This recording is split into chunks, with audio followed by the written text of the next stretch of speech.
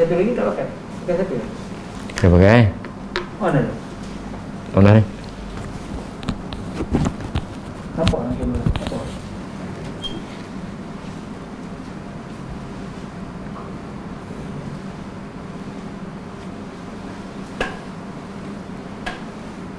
Ni dah ada lain dah? Lain. Tak share? Nah. Lagi yang tak share lah. Dekat anda punya page. Ini lah. Bukan page. Personal. Tak nak lagi kan? Dia tak on lagi kan? Nak on dah. Ready? Go take. Putih.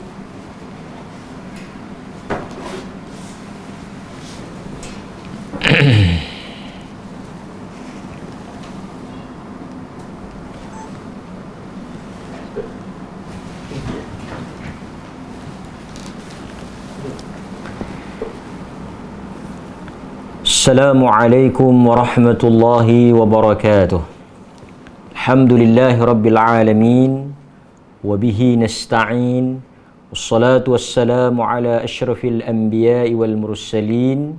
Wa ala alihi wa sahbihi ajma'in. Amma ba'. Alhamdulillah, pertama dan selama-lamanya kita merafakkan kesyukuran kepada Allah. Dengan izin dan inayahnya kita dapat sekali lagi bersiaran secara langsung kuliah mingguan kita mengenali para sahabat Nabi sallallahu alaihi wasallam, yang mana kuliah ini merupakan anjuran Masjid Al-Ghufran, Batu Dua, Lama, Kanga, Perlis. Mudah-mudahan manfaat daripada apa yang kita dengar, huraian berkaitan dengan kehidupan sirah para sahabah ini, memberikan suatu perasaan kasih dan cinta kepada manusia yang hidup, membesar dan dididik oleh Nabi sallallahu alaihi wasallam.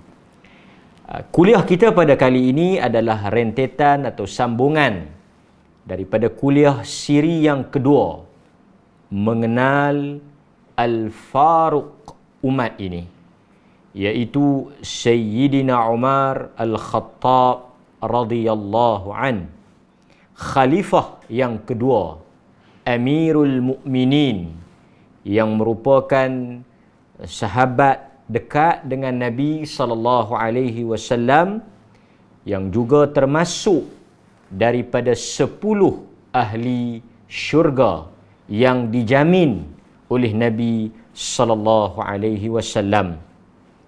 Oleh kerana kuliah kita pada malam ini adalah siri yang kedua, sambungan daripada siri yang pertama. Kuliah yang lepas kita telah mengenali peribadi dan latar kisah kepada kehidupan susuk tubuh Umar Al-Khattab radhiyallahu an.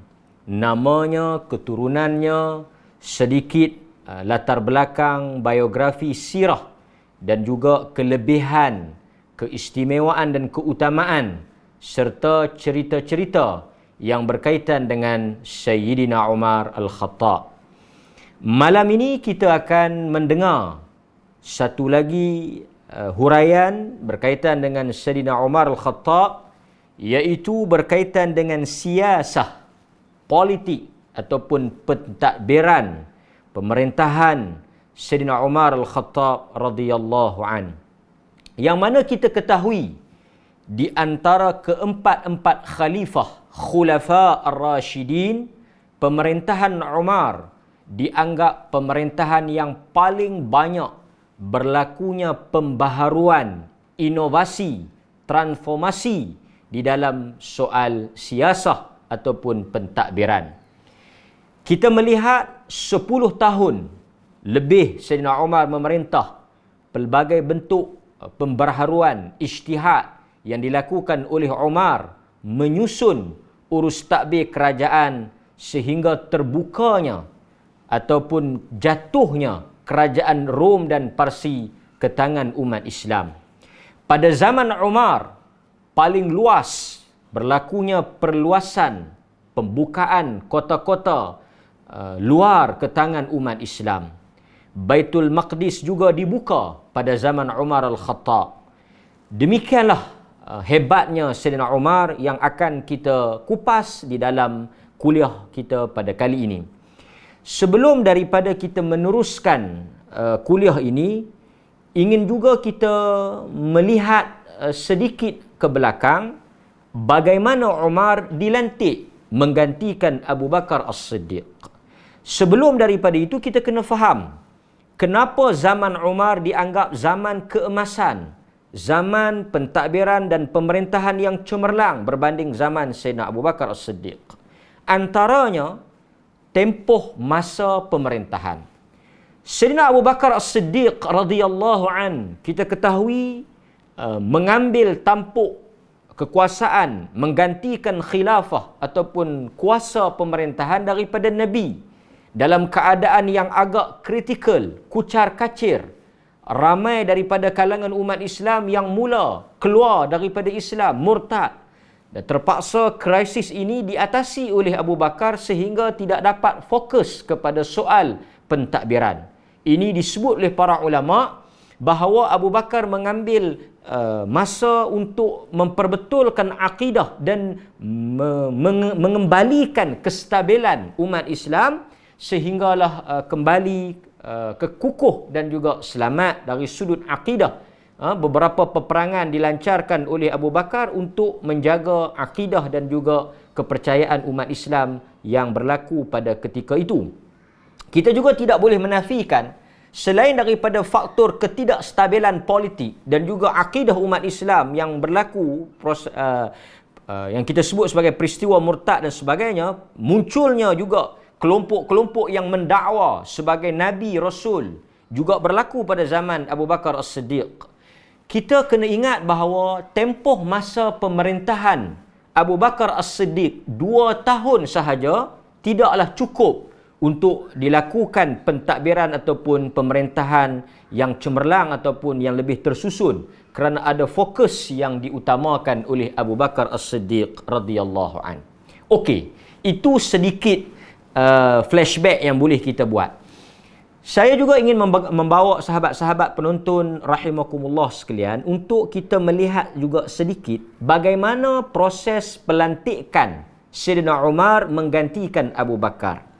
Menariknya, kalau kita melihat proses pelantikan keempat-empat khalifah ini agak berbeza di antara satu sama lain. Kita melihat ketika mana Abu Bakar As-Siddiq dilantik menjadi khalifah menggantikan Nabi, berlaku perbincangan di kalangan para sahabah, muhajirin dan ansar di Saqifah Bani Sa'idah. Kerana mereka baru bertembung dengan peristiwa nak gantikan Nabi ini. Tetapi kalau kita lihat, pelantikan Umar Al-Khattab telah ditunjuk khusus, dinyatakan secara khusus oleh Abu Bakar As-Siddiq di dalam wasiatnya. Maksudnya pelantikan Umar ini telah dipilih dan ditunjukkan oleh Abu Bakar untuk mengambil dan mewarisi tampuk pemerintahannya. Kita akan baca sebentar lagi surat yang ditulis oleh Abu Bakar sebagai wasiat menyatakan Umar akan dilantik sebagai penggantinya, seperti yang disebut oleh Al-Imam As-Suyuti rahimahullah di dalam Tarikh Khulafa Ar-Rashidin. Kita akan lihat bagaimana Abu Bakar menyatakan Umar akan mengambil kuasa. Ini kita panggil sebagai pelantikan terus. Kemudian kita lihat juga bagaimana pelantikan Uthman tidak dilakukan seperti mana Abu Bakar buat. Abu Bakar menamakan Umar, tetapi Umar tidak menamakan penggantinya. Umar melantik beberapa orang di kalangan sahabat sebagai ahli syura untuk mereka memilih siapakah yang akan menjadi pengganti khalifah selepas daripadanya. Apa yang boleh saya sebut sebagai panduan kita umat Islam, pelantikan khalifah, soal siapakah yang akan naik memimpin umat Islam, tidak ada suatu kaedah yang tetap ataupun kaedah yang khusus ditunjukkan oleh nas.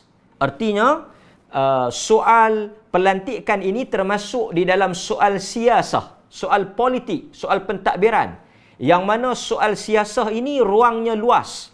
Sebab itu jika orang ramai bertanya, apakah sistem politik Islam adalah sistem monarki beraja, sistem demokrasi ataupun sistem politik dan sebagainya, kita katakan dalam soal ini, selagi mana maslahat itu besar, manfaatnya besar, sistemnya adil, maka Islam memberikan ruang seluas-luasnya untuk manusia berijtihad. Kerana politik bukan soal ibadat khusus. Politik bukan seperti salat. Politik bukan seperti puasa. Politik bukan seperti haji. Politik adalah soal pentadbiran, dia berhubung dengan maslahat. Sekiranya ada keperluan, ada kegunaan, ada kebaikan, menolak kemudaratan, maka Islam memberikan ruang untuk para pemerintah membuat keputusan dan juga undang-undang. Itu apa yang kita boleh lihat dalam soal politik yang kita akan tengok juga nanti. Khalifah yang paling banyak melakukan keputusan siasah, ijtihad politik, yang mana perkara tersebut tidak ada nas, dan kadang-kadang kita melihat ia ijtihad yang baru yang dilakukan oleh Umar. Tidak lain dan tidak bukan, Sayyidina Umar merupakan khalifah yang paling banyak membuat ijtihad baru ataupun kita panggil sebagai keputusan pentadbiran politik yang tidak wujud pada zaman Nabi sallallahu alaihi wasallam. Sekali lagi kita tegaskan, ini berkait dengan soal pentadbiran, dia bukan berkait dengan soal ibadat. Okey. Kalau kita tengok apa yang disebut di dalam surat Abu Bakar As-Siddiq, ini kita pergi kepada rentetan dilantiknya Umar Al-Khattab sebagai pengganti kepada Abu Bakar As-Siddiq. Bismillahirrahmanirrahim. Inilah apa yang dipesan oleh Abu Bakar bin Abu Quhafah di waktu akhir hayat di dunia ini. Ini apa yang ditulis oleh Sayyidina Abu Bakar As-Siddiq ketika mana dia berada di hujung usianya.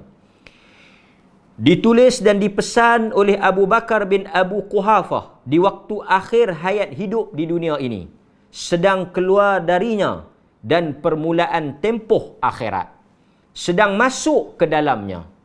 Dikala seperti ini, seseorang yang kafir akan beriman, seseorang yang berdusta akan bercakap benar.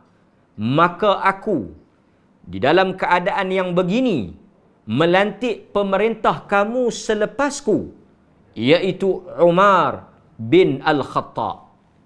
Maka secara jelas, perlantikan Umar Al-Khattab disebut dan diwasiatkan ataupun telah ditunjukkan oleh Abu Bakar As-Siddiq.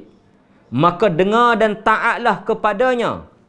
Aku tidak akan mengurangkan sedikit kebaikan pun buat Allah, Rasulnya, agamanya, diriku dan kamu. Kata Sayyidina Abu Bakar, sekiranya Umar berlaku adil, maka itu sangkaan dan pengetahuanku mengenai dirinya. Jika dia berlaku sebaliknya, maka setiap individu akan dihukum di atas apa yang dia kerjakan. Aku inginkan kebaikan dan aku tidak mengetahui perkara gaib. Orang-orang zalim akan mengetahui kesudahan mereka. Wassalamualaikum warahmatullah. Ini adalah surat yang ditulis ataupun wasiat yang ditulis oleh Abu Bakar menyatakan Umar akan naik menggantikannya sebagai khalifah. Dan menariknya, apa yang disebut oleh Abu Bakar, dia melantik Umar di atas sangkaan dia Umar lah orang yang paling layak untuk memegang kuasa, dan pada sangkaannya Umar adalah seorang yang adil.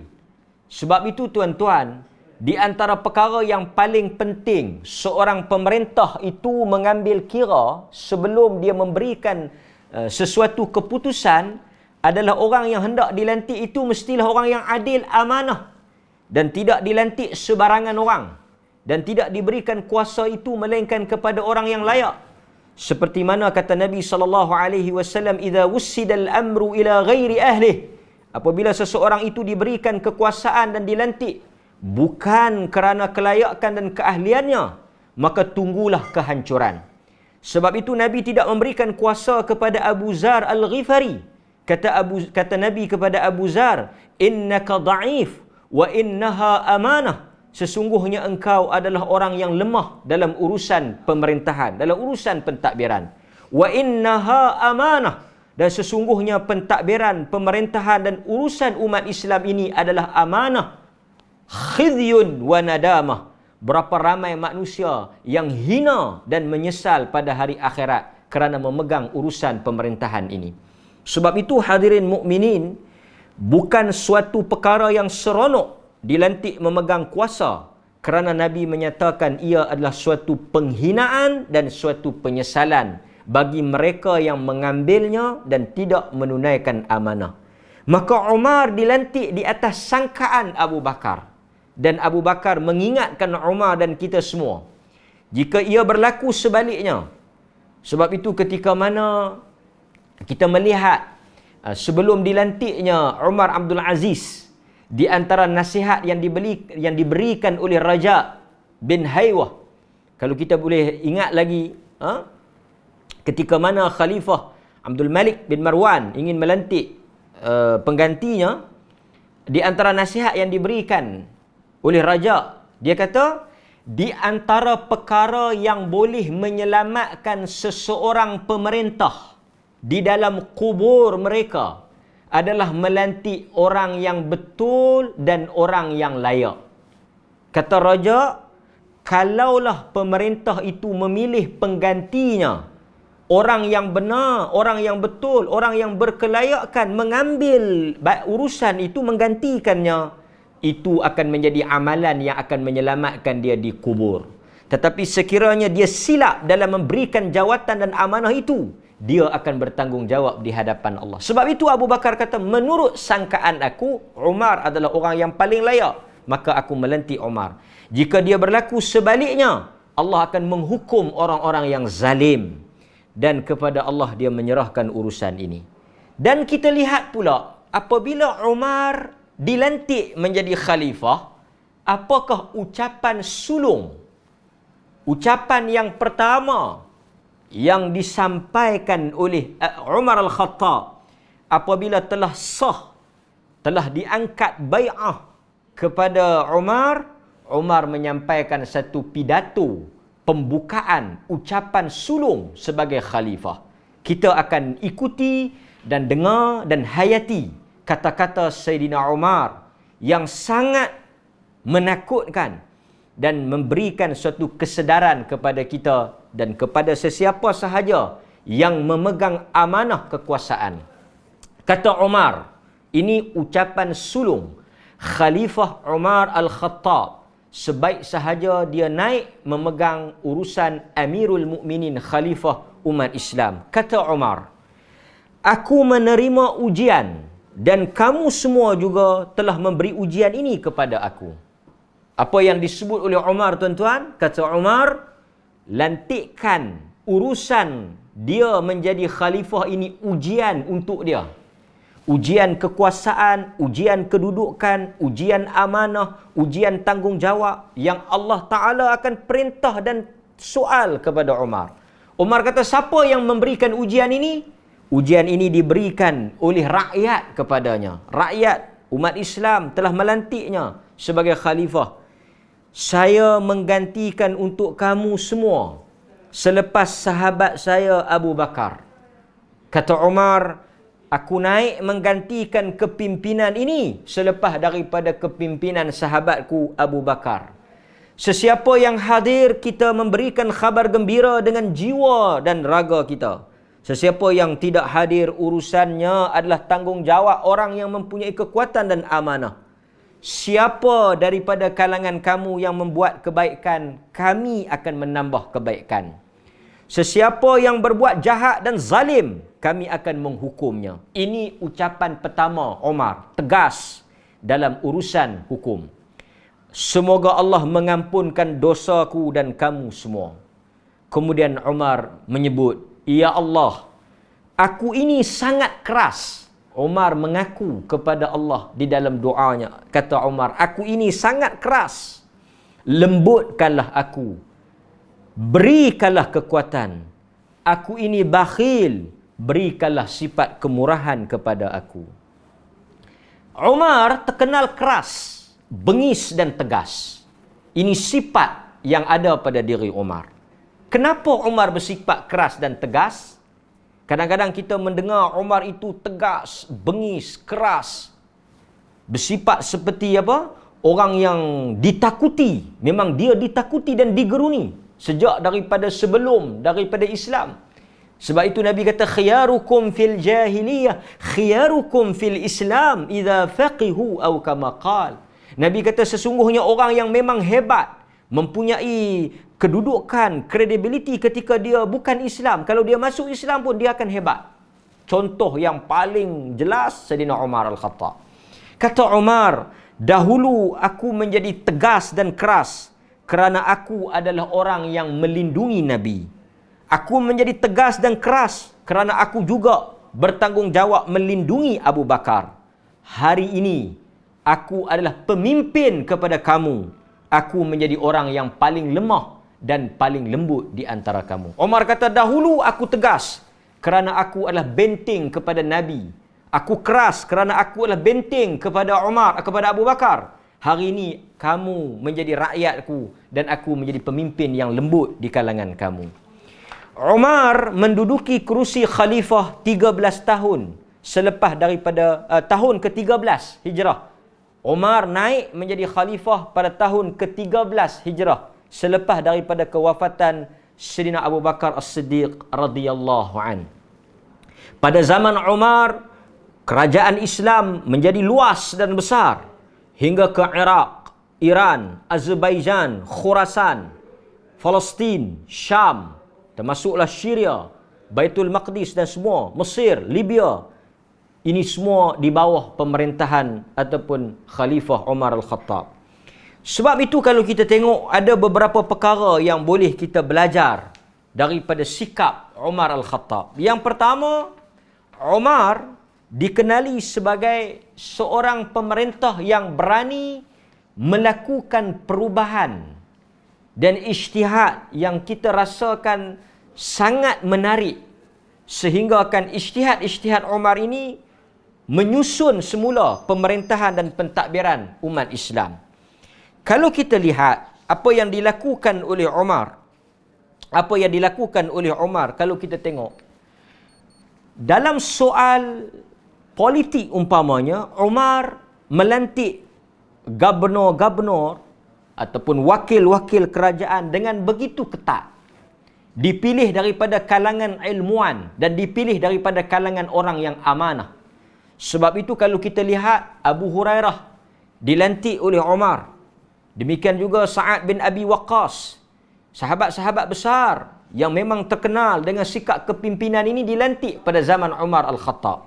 Dan kita ketahui kesemua khalifah ini, semua gubernur-gubernur ini dilantik oleh Umar berdasarkan kelayakan masing-masing. Bukan setakat itu, Umar juga dilihat senantiasa memantau integriti wakil-wakilnya. Beliau akan turun kepada setiap jajahan takluknya dan dia akan memeriksa kedudukan, harta dan juga apa sahaja yang dilakukan oleh gubernur-gubernurnya.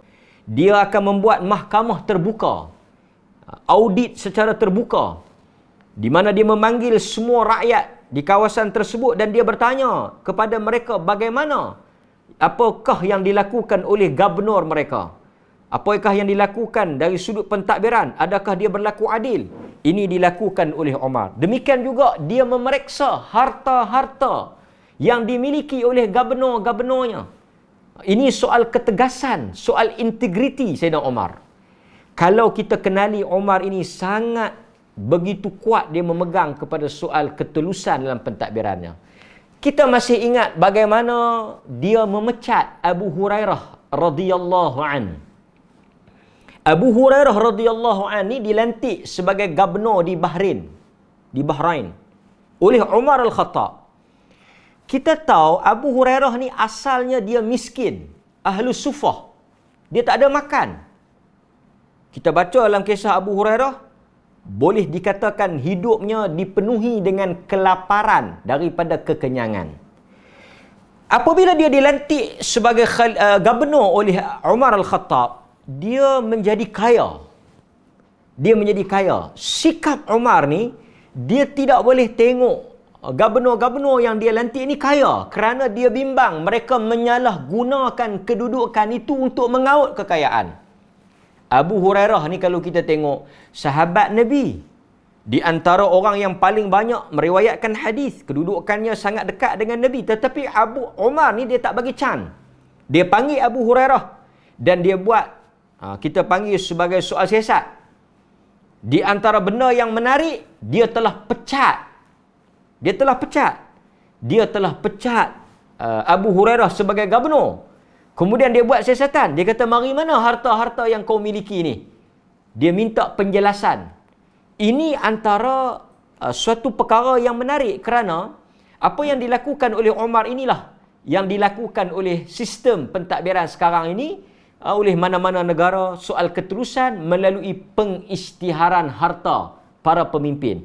Para pemimpin mesti mengisytiharkan harta mereka, harta keluarga mereka untuk dilihat dan dinilai oleh orang ramai. Telah dibuat oleh Umar pada zaman pemerintahannya. Umar panggil gubernur-gubernur dia ni, cerita, mari mana duit kamu? Sa'ad bin Abi Waqqas yang punya rumah yang besar, disoal siasat, walaupun mereka ni sahabat Nabi, sebahagiannya daripada kalangan yang dijamin syurga, tetap tidak terlepas daripada tindakan bertanggungjawab daripada Sayyidina Umar. Kemudian Abu Hurairah ceritalah, kata dia dapat ni hasil daripada perniagaan dia. Sebab itu kalau kita tengok Abu Hurairah ni dia kaya sampai kain untuk dia lap peluh dia tu daripada kain yang mahal tu. Kain yang dia nak lap peluh, dia nak lap hingu-hingu dia ni daripada kain yang mahal. Kan, kaya. Umar tanya, mana duit kau? Nak ambil duit rakyat ke apa kau? Abu Hurairah ni bukan calon-calon orang, kan? Sebab itu tuan-tuan, soal wara', soal ilmu, soal ketokohan itu soal lain, tapi soal integriti Umar tidak membezakan siapa pun mereka, dia tidak terlepas daripada minta bertanggungjawab. Kemudian Abu Hurairah ceritalah, kata dia dapat hasil daripada jualan kuda, jualan unta, urusan perniagaan dia. Apa yang dibuat oleh Umar? Ini suatu perkara yang menarik. Umar telah menugaskan beberapa petugas atau wakil, kalau kita boleh, mungkin kita boleh namakan audit ke, ataupun SPRM ke apa ke, badan-badan yang bertindak untuk menyiasat ni, pergi siasat kenyataan Abu Hurairah ni betul ke tidak? Betul ke harta-harta ni, dia isytihar ni daripada hasil jualan unta dia, kuda dia apa semua ni, ataupun dia ambil duit daripada wang Baitul Mal dan sebagainya. Abu Hurairah ini manusia yang sedang kita bicarakan, manusia yang diambil tindakan oleh Umar disebabkan dia mempunyai harta ketika dia memegang jawatan gubernur. Akhirnya keputusan yang dikemukakan atau dipersembahkan kepada Umar benar seperti apa yang disebut oleh Abu Hurairah radhiyallahu an, bahawa dia mendapat harta-harta itu hasil daripada urusan perniagaan. Tetapi tuan-tuan, Umar setelah dia tahu hakikat itu dan dia puas hati di atas laporan itu, dan dia bukan sahaja mendengar semata-mata keterangan daripada Abu Hurairah, dah kawan dia, sahabat Nabi pula, Abu Hurairah pula, dia cakap kita terima, tak, dia masih lagi double check, cross check, dia check lagi, dia panggil orang, dia suruh pergi siasat, betul tak betul, check tak, sah tak sah apa yang disebut oleh Abu Hurairah. Inilah sikap satu orang manusia yang dilantik oleh Abu Bakar, ketokohannya dalam soal amanah. Rosaknya kepimpinan itu apabila rosaknya soal integriti. Sebab itu kita pernah dengar cerita menarik tentang Umar ni. Satu hari ada wakil daripada kerajaan luar datang jumpa Umar. Wakil kerajaan asing ni dia pergi cari Umar. Sebab itu kita tahu Umar ni dia humble, dia satu orang yang rendah diri, satu orang yang simple. Dia tidur di satu sudut di Masjid Nabawi, tak ada pengawal. Tapi tuan-tuan, kita tak boleh kata juga pemerintah yang ada pengawal ni salah, kerana ini soal keadaan. Kalau kita tengok Muawiyah bin Abi Sufyan di Syam, dia ada pengawal, rumah dia ada guard. Bila dia tanya, kenapa rumah kau ada pengawal? Dia kata, di Syam tak seperti di Madinah. Di sini ramai orang yang kita tak boleh percaya dan banyak musuh dan sebagainya. Jadi dia ada munasabah dia. Tapi Umar ni, dia tak ada pengawal, dia simple je. Orang tengok dia tak macam pemerintah. Cuma ada satu kata-kata ungkapan yang menarik yang disebut oleh wakil kerajaan asing itu. Kata dia, tidurlah wahai khalifah. Tidurlah dengan tenang. Tidurlah dalam keadaan engkau tidak takut dan rungsing memikirkan orang ingin membunuh atau mengapa-ngapakan kau. Kerana engkau telah menegakkan keadilan, memberikan hak kepada mereka yang layak, sehingga tidak ada orang yang bermusuh dan tidak ada orang yang berdendam dengan engkau. Dia gambarkan Umar tu tak bimbang, tak takut. Kerana apa? Setiap orang yang berhak diberikan hak. Setiap orang yang patut diambil tindakan. Sehingga tidak ada sebab untuk orang marah dan tidak ada sebab untuk orang bertindak kepada Umar. Sebab itu apabila Umar dibunuh, soalan yang dia tanya, siapa yang bunuh dia? Apabila dikatakan yang bunuh dia itu orang bukan Islam, Majusi, dia kata alhamdulillah. Artinya apa? Hak dan juga kebajikan orang Islam telah dia lakukan sehingga orang Islam redha, tak marah pada dia. Kalau orang Islam bunuh dia, tentulah dia bersusah hati di atas sebab itu. Kalau orang kafir, memang orang kafir sentiasa bermusuh dengan umat Islam. Hadirin sidang penonton yang dirahmati oleh Allah Subhanahu wa taala, integriti dan keadilan, ketegasan Umar, ketelusan soal harta benda Umar ini bukan sahaja dia lakukan kepada orang luar, bukan sahaja kepada pegawai-pegawainya, bukan sahaja kepada gubernur-gubernurnya, tetapi turut dia laksanakan soal amanah ini terhadap ahli keluarganya. Ini suatu benda yang sangat sukar untuk kita cari di kalangan pemimpin-pemimpin, iaitu seorang yang sangat menjaga integriti termasuk kepada keluarga sendiri. Inilah rahsia manusia yang bernama Umar Al-Khattab. Kalau kita tengok dalam riwayat sirah menyebut berkaitan dengan anaknya Abdullah ibnu Umar, dia membeli beberapa ekor unta yang kurus pada harga yang rendah. Abdullah ini anak dia, anak kepada Amirul Mukminin, anak kepada Umar Al-Khattab. Membeli beberapa ekor unta. Kemudian unta ini telah dihantar untuk makan atau meragut di padang ragut milik negara. Unta ni unta siapa? Unta Abdullah ibnu Umar.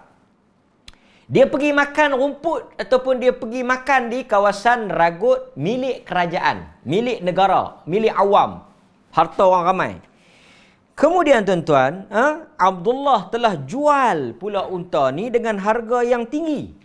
Dia beli unta tu kurus, dia pergi biar makan di tanah kawasan kerajaan, padang ragut kerajaan, milik orang awam. Lepas tu dah gemuk, dia jual dengan harga yang tinggi. Berita ini telah sampai kepada Umar Al-Khattab.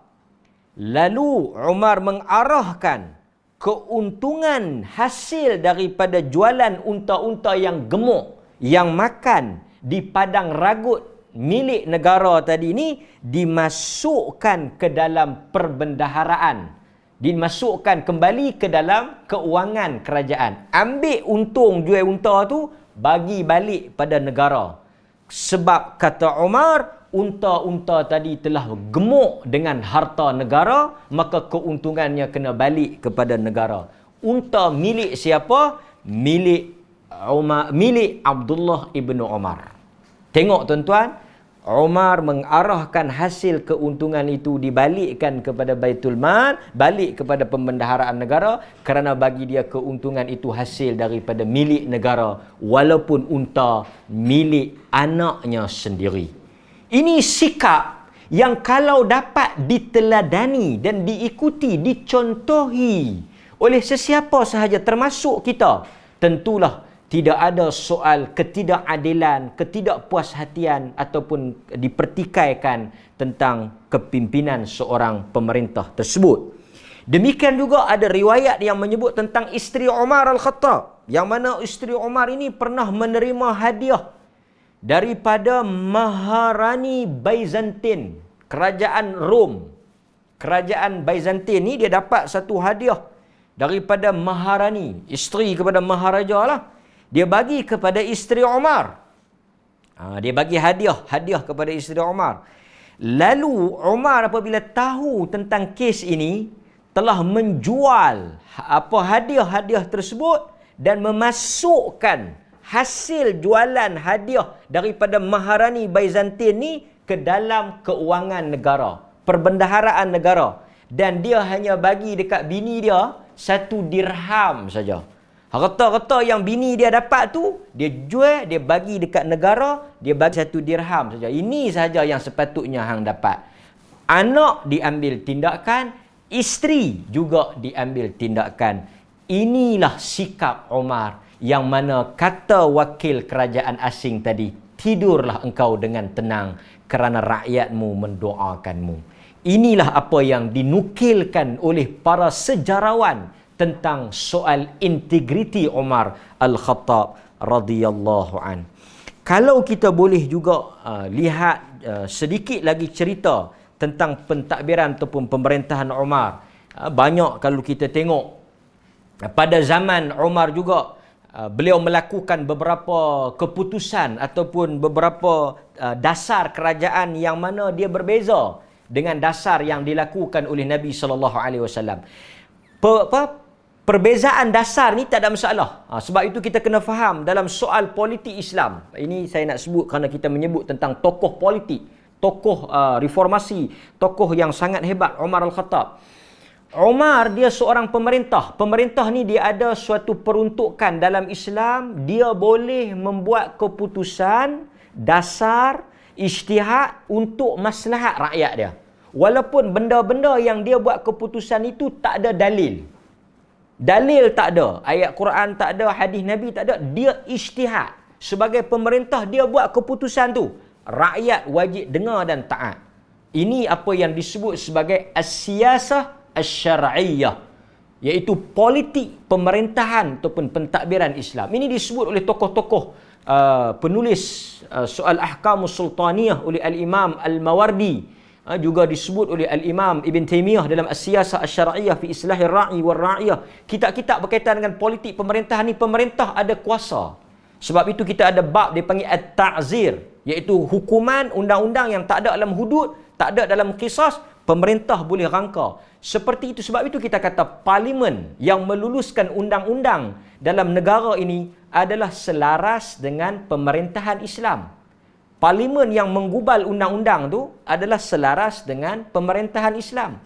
Ahli-ahli parlimen itu boleh dikatakan sebagai ahli syura, yang mereka bermesyuarat untuk kebaikan rakyat dan mereka membuat satu keputusan undang-undang yang wajib ditaati. Ini disebut dalam istilah politik Islam ahlul hal wal aqd ataupun ahli-ahli mesyuarat, yang mana majlis syura secara rasminya dilantik dan disusun pada zaman Umar Al-Khattab. Dari sudut pentadbiran, Umar mewujudkan satu sistem kita panggil kabinet lah. Jemaah kabinet. Siapa dia yang buat kabinet ataupun jemaah kabinet ni? Yang buat jemaah kabinet ataupun menteri-menteri kabinet ni ataupun majlis syura ini secara rasminya tersusunnya pada zaman Umar Al-Khattab. Demikian juga Umar melantik di kalangan sahabat-sahabat yang hebat daripada sudut kelayakan ilmu dan sebagainya lah. Kan? Kalau kita tengok juga, nanti saya akan kongsi satu cerita bagaimana Umar ni bila dia naik, dia ni mudah menerima teguran. Saya bagi contoh. Di antara penasihat, pemerintah kena ada penasihat yang adil, penasihat yang baik. Sebab itu Nabi SAW menyebut bahawa dalam hadis Nabi kata sesungguhnya bagi seorang pemimpin itu bitanatan, ada 2 jenis penasihat. Ini disebut dalam hadis. Nabi kata ada bitanatan, bitanah ni penasihat lah dalam bahasa kita. Nabi kata satu jenis penasihat yang menasihat dalam hal yang baik, menegur dalam hal yang salah, penasihat ini akan membawa pemimpin tu masuk ke syurga. Ada satu lagi penasihat, dia 2 jenis, yang menyuruh kepada kemungkaran dan tidak menghalang daripada kejahatan, yang ni akan membawa pemerintah itu ke dalam neraka. Dan kita lihat tuan-tuan, Abu Bakar dilantik, dia tak minta jawatan.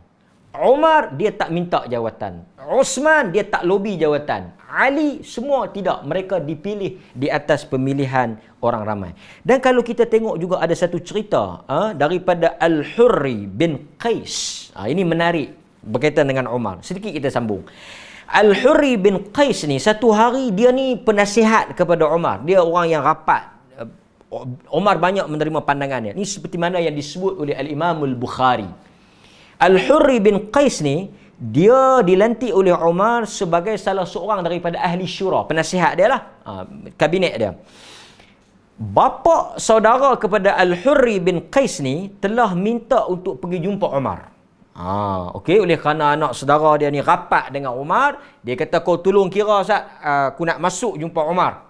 Ada benda aku nak cakap. Nak jumpa Amirul Mukminin. Akhirnya pendekkan cerita, dia dapat jumpa Umar Al-Khattab. Dia kata apa? Dia kata, "Hei ya bin Khattab."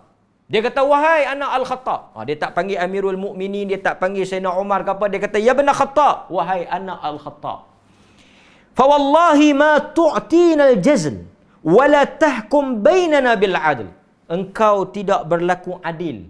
Engkau tidak memberi hak bantuan yang sepatutnya kepada kami, dan hukuman yang kau bagi, wala tahkum bainana, kau tidak menghukum dengan cara yang adil. Kritikkan tegas dan keras. Umar bila dengar dia naik angin. Dia jadi satu macam lah geram. Tiba-tiba mai panggil dia dengan panggilan ya bin Khattab. Lepas tu kata dia tak adil lah, maki dia dan sebagainya. Umar dah naik. Faghadiba Umar hatta hamma an yuqi'a. Umar dia dah naik geram dan marah sikit. Tapi tuan-tuan, Al-Hurri kata apa? Ya Amiral Mu'minin, inna Allah Ta'ala qala li nabiyhi sallallahu alaihi wasallam. Ini tengok bagaimana penasihat yang baik, seorang yang ada keilmuan, memberikan nasihat dan pandangan yang baik. Rosaknya pemerintah itu kerana rosaknya mereka yang berada di sekelilingnya. Ini satu benda yang sepatutnya kita ambil pengajaran daripada sirah Umar Al-Khattab. Kata Al-Hurri bin Qais, dia kata apa? Dia kata jangan marah. Tak payah layan kawan ni. Tak payah duk ambil kisah. Biar. Sebab itu seorang pemerintah ni kalau dia nak dengar cakap-cakap orang ni, dia nak dengar orang maki, orang marah ni, dia tak akan boleh memuaskan hati sesiapa pun. Yang pentingnya dia buat benda yang baik, maslahah ammah. Satu dua tak puas hati ni, itu perkara yang biasa. Kata Al-Hurri bin Qais, dia kata dalam Quran Allah sebut kepada Nabi dia, khudhil afwa wa'mur bil 'urf wa'arid 'anil jahilin. Kau bagilah kemaafan, kau tak payahlah marah dan tak payah layanlah orang-orang bodoh ni. Al-A'raf ayat 199. Kemudian kata Umar, kemudian dalam riwayat tersebut Umar Al-Khattab radhiyallahu an, bila dia dengar firman Allah Subhanahu wa taala surah Al-A'raf tu, dia pun abaikan sikap lelaki yang marah tadi. Inilah sikap yang patut ada kepada pemerintah, iaitu senantiasa terbuka mendengar teguran dan nasihat demi kebaikan orang ramai. Tadi kita sebut kecemerlangan Umar dalam soal pentadbiran. Antaranya Umar ijtihad, dia meletakkan talak. Talak juga kontroversi ataupun famous pada zaman Umar. Talak 3 jatuh 1. Itu ijtihad Umar. Ini juga soal pentadbiran, soal undang-undang keluarga Islam. Pada zaman Nabi, siapa yang sebut talak 3 jatuh 3. Pada zaman Umar dia ubah. Bukan ubahlah, soal dasar dia. Dia tengok keadaan yang ijtihad dia, keadaan yang tak sesuai. Dia kata siapa yang talak 3 jatuh 1.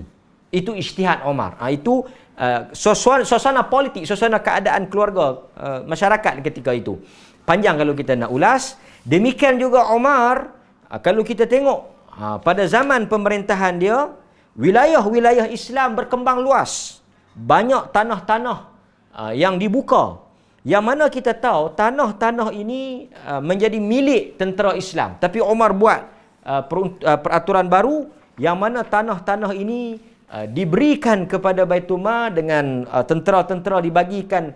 Pada zaman Umar, tentera-tentera Islam telah ada sistem penggiliran tugas, yang mana pergi dalam tempoh beberapa waktu dipanggil balik kemudian digantikan oleh orang lain. Sistem penggiliran tugas tentera dimulakan pada zaman Umar. Umar juga mula membayar gaji secara tetap mengambil daripada Baitul Mal, gaji-gaji pegawai kerajaan dibayar secara bersistem pada zaman Umar. Ini dilakukan oleh Umar Al-Khattab. Kemudian Umar, kalau kita tengok, dia mula mengenakan cukai-cukai. Sistem, boleh kita katakan bapak percukaian lah. Cukai-cukai yang moden, cukai-cukai yang munasabah dikenakan oleh Sayyidina Umar. Tanah-tanah yang nak dicukaikan itu diukur nilainya dahulu.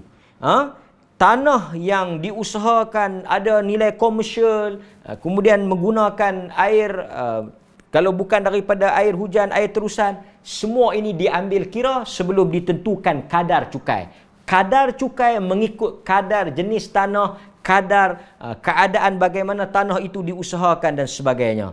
Ini apa yang disebut oleh para ulama berkaitan dengan sistem percukaian yang sistematik, yang sangat hebat pada zaman Umar Al-Khattab. Seorang khalifah yang bukan sahaja tegas tetapi mempunyai pandangan jauh dalam soal ekonomi. Dan kalau kita lihat juga, Umar dalam soal pentadbiran, dia memperkenalkan takwim, kalender Islam yang pertama dalam sejarah. Menyusun kalender untuk menguruskan pentadbiran, iaitu kita tengok bermulanya tahun Hijrah. Kemudian disebut pada bulan Muharram itu sebagai bulan yang pertama. Kalender ini memudahkan urusan umat Islam dalam pentadbiran dan kehidupan. Diletakkan asasnya dan disusun oleh Umar Al-Khattab radhiyallahu an. Dan banyak lagi kalau kita lihat dan kita dengar tentang kehebatan dan juga sistem pentadbiran yang dilakukan oleh Umar. Dan yang paling penting, Umar tidak pernah menggunakan kedudukannya untuk meraih kesenangan dan kekayaan. Bahkan sangat terkenal cerita Umar keluar pada waktu malam, berjalan di kota Madinah, di jalan-jalan kota Madinah, menanggung gandum di belakang badannya, kemudian menguli dengan tangannya, memasak sendiri, kemudian menghidangkan kepada seorang wanita bersama dengan anak-anaknya. Terkenal kata-kata wanita itu. Dia marah pada Umar, dia tak tahu kata Umar yang masak. Dia kata, alangkah baiknya kalau engkau yang jadi khalifah, bukan Umar. Dia tak tahu orang yang masak itu adalah Umar Al-Khattab. Demikianlah seorang manusia yang memahami tanggungjawab sebagai Amirul Mukminin, iaitu orang yang akan bertanggungjawab di atas rakyatnya. Hadirin sidang penonton yang dirahmati, terkenal kata-kata Umar. Yang mana tuan-tuan hadirin mukminin, Umar pernah menyebut di dalam suatu ungkapannya yang kita semua akan senantiasa ingat. Kata Umar, aku bimbang jika ada seekor kambing yang mati di pinggir sungai Furat, yakni di sungai Furat dan Dajlah. Kalau kita tahu sungai yang besar di Iraq, kalau dalam bahasa Inggerisnya Euphrates dan Tigris, dua sungai yang ada susur galurnya dengan syurga. Aku bimbang jika ada kambing yang mati di pinggir sungai Furat, hilang daripada kawanannya, Allah akan bertanya Umar tentang nasib kambing itu pada hari akhirat. Seekor kambing, haiwan yang mati, difikirkan keadaannya oleh Umar Al-Khattab. Bagaimana rakyatnya yang begitu ramai. Hadirin mukminin rahimakumullah. Dan kita juga kalau boleh tengok apa yang disebut oleh Umar. Dia kata apa? Dia kata ini satu kata-kata yang meletakkan asas dalam pentadbiran Islam. Keseluruhan pemerintah orang Islam patut merenungi kata-kata Umar ini. Apa yang disebut oleh Umar? Kata Umar, inni anzaltu nafsi min malillah bimanzilati walil yatim. In ihtajtu akhadtu min fa idza aisartu radadtuhu fa in istaghnaitu ista'faftu. Kata Umar, aku sebagai pemerintah menguruskan harta orang ramai. Harta orang ramai. Seperti mana seorang wali anak yatim, pengurus harta anak yatim. Quran membenarkan orang yang jaga anak yatim ni, kalau dia perlu dia boleh ambil. Kalau dia kaya dia boleh bagi. Ini pengurus harta. Umar kata pemerintah ni kalau perlu dia boleh ambil duit. untuk rakyat dia, untuk diri dia, untuk dia urusan pentadbiran dia boleh ambil. Kata Umar, kalau aku perlu aku akan ambil dan gunakan. Tapi kalau aku tak perlu, aku tidak akan ambil dan tidak akan gunakan. Ini menunjukkan bahawa tindakan pemerintah berdasarkan keperluan rakyat. Berdasarkan masalah rakyat. Walaupun kadang-kadang ada benda yang tidak ada dalil. Ini bukan soal ibadat, ini soal siasah, soal muamalah. Maka hadirin, banyak batu asas yang diletakkan oleh Umar. Jika ingin menjadi tokoh pemerintah politik yang hebat, bacalah kisah Umar, bagaimana ijtihad-ijtihad Umar, sikap Umar yang akhirnya dia diradai oleh rakyatnya. Sekian sahaja kuliah dan juga sirah kita berkaitan dengan sahabat besar Nabi yang terkenal dengan gelaran Al-Faruq, yang terkenal, yang Nabi sebut akan menjadi Nabi jika ada Nabi selepas daripadanya. Bagaimana dia dilantik sebagai khalifah, urusan pemerintah dan politik, yang saya rasa hari ini orang Islam, politik orang Islam sangat merindui kepimpinan Umar Al-Khattab, ketokohan di dalam integriti amanah yang ada pada diri Umar. Kita doakan dan kita jangan lupa, nanti insya-Allah kita akan lihat juga keturunan Umar, lahirnya Umar Abdul Aziz yang juga hebat dalam pentadbiran. Umar Abdul Aziz ni daripada, kita tengok daripada susul galur Umar Al-Khattab yang juga hebat dalam soal pentadbiran dan pemerintahan. Aqulu ma sami'tum astaghfirullahal azim li wa lakum wa billahi taufiq wal hidayah. Assalamualaikum warahmatullahi wabarakatuh.